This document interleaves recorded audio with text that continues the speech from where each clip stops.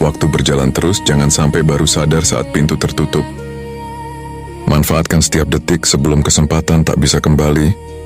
Murid, wahai Syekh, hari berganti hari, tahun berganti tahun. Kadang aku merasa waktu berjalan begitu biasa, pelan saja. Tapi ada kalimat yang membuatku mendadak terjaga. Waktu berjalan terus, jangan sampai baru sadar saat pintu tertutup.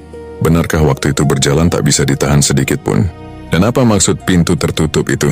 Syekh, dengarkanlah nak dan renungkanlah dalam-dalam. Waktu itu tidak menunggu siapapun.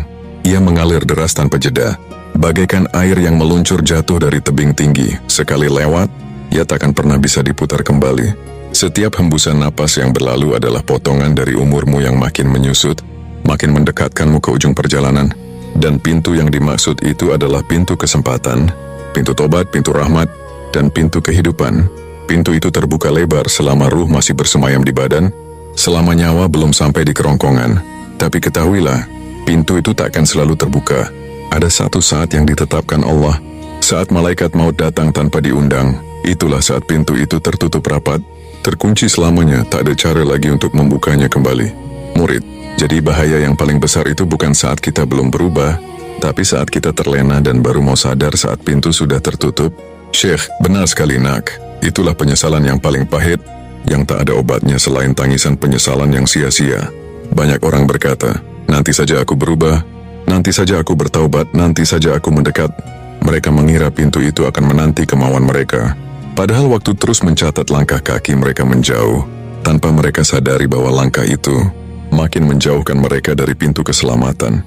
Jika kau baru sadar betapa berharganya iman saat nyawamu mau dicabut, terlambatlah sudah.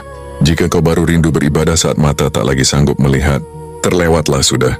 Jangan sampai kau seperti orang yang tertidur pulas di tepi jurang, hingga jatuh terhempas baru ia sadar betapa berbahayanya tempat ia berbaring. Murid, aku jadi gemetar, Syekh. Lalu apa yang harus aku lakukan selagi pintu itu masih terbuka? Syekh, gunakanlah setiap detik yang tersisa ini sebaik-baiknya. Karena pintu rahmat masih terbuka hari ini, masuklah. Bersegeralah bertobat selagi lidahmu masih bisa bergerak. Bersegeralah mendekat selagi kakimu masih bisa melangkah. Bersegeralah memperbaiki hubungan selagi hatimu masih bisa bergetar.